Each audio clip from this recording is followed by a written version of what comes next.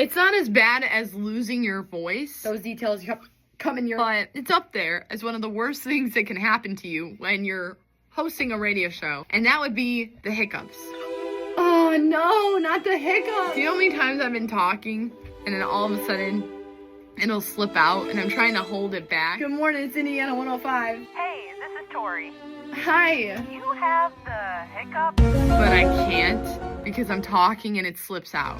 Yeah. Here's what I do. I take a cup of water, cover with paper towel, drink the water through the paper towel, and it works. Thank you for that. You should give it a try. I feel like it's gone, but just in case it comes back, what do you do to get the hiccups to go away?